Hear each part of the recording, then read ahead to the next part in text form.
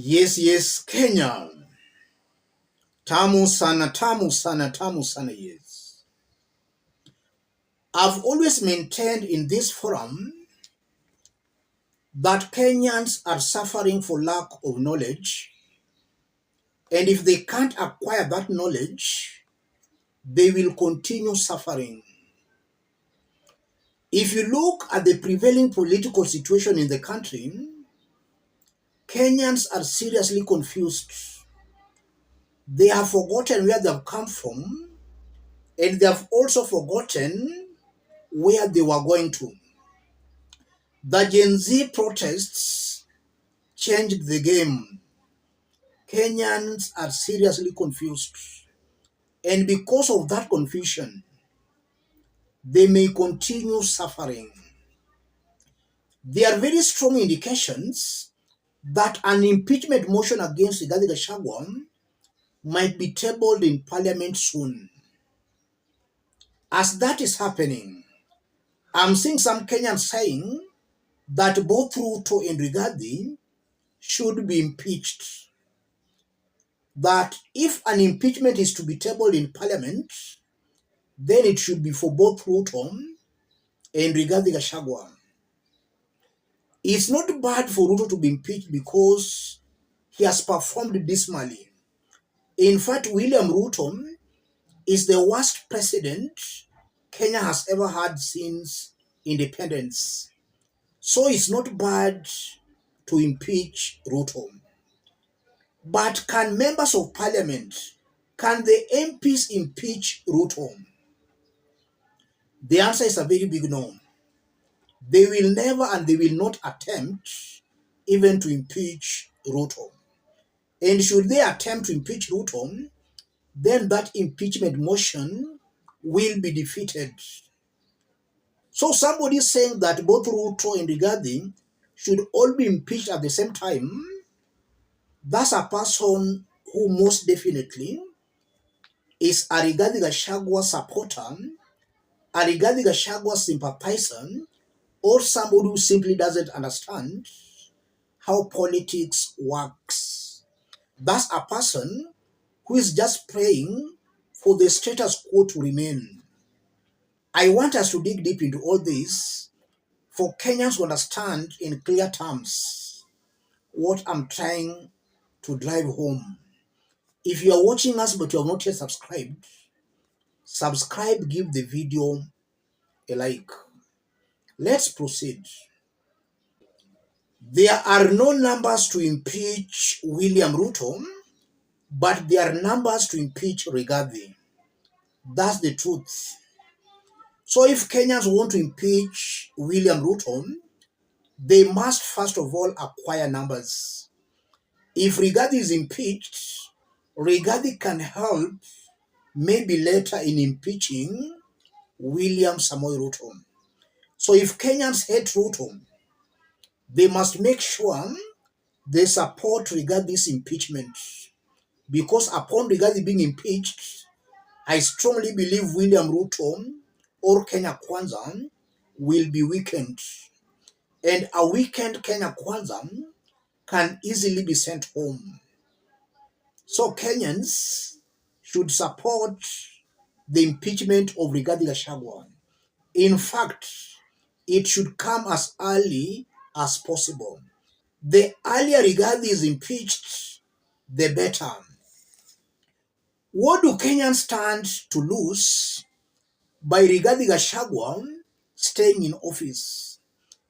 Or should William Ruto now decide that Rigathi should not be impeached? What will Kenyans lose? The first thing Kenyans will suffer, Ruto will be safe. If Rigathi stays in office, Ruto will be safe.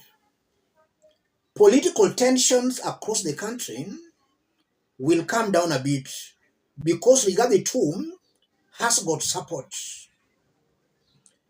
If he's in government, his supporters can at least calm down. If he's impeached, his supporters will be seriously against Ruto's government. And if they add efforts with others who are against Ruto's government, that pressure on Ruto will go up. If Rigathi is not impeached, Ruto will be safe. The second thing Kenyans will lose, Rigathi might sustain his ethnic biased politics with impunity at the detriment of other Kenyan communities. He will continue furthering the ethnic agenda or perpetuating the ethnic agenda. We know that Rigathi has been pushing for Murima. If he's not impeached, he'll most definitely continue with that style and brand of politics. So we'll have a two tribe dominating against other Kenyan communities. Rigathi will protect the mountain and he'll also protect the individuals he did appoint in this government. If he's impeached, the individuals he did propose who are now in government can also be shown the door. And other Kenyans might come in, people across the country, not only from one community. It is important for Kenyans to know that if Rigathi stays in office, then ethnic mobilization and ethnic voting might continue. Because now, those who have been voting along ethnic lines or out of being mobilized ethnically through emotions, they'll see it pays. If Rigathi goes home, then they'll see it does not pay. In that you waste your time being mobilized, being told to vote ethnically, but at the end of the day, they are being betrayed.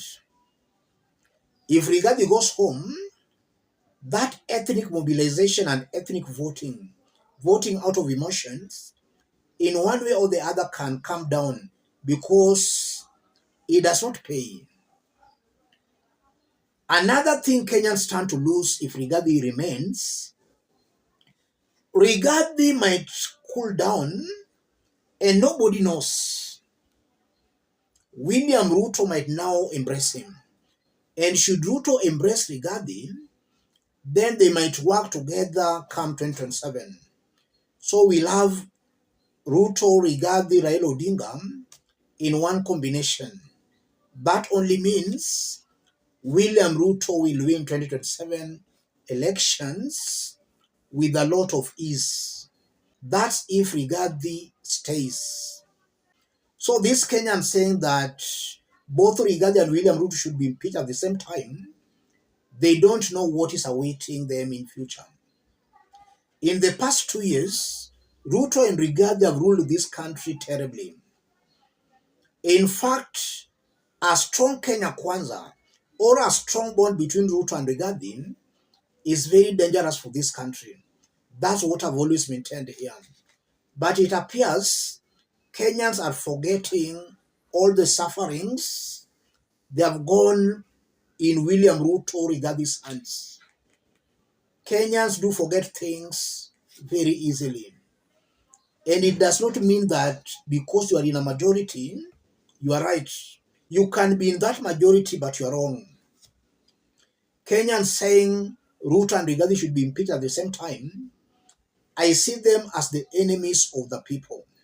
A wonderful opportunity has availed itself, but I'm seeing Kenyans trying to thwart that opportunity.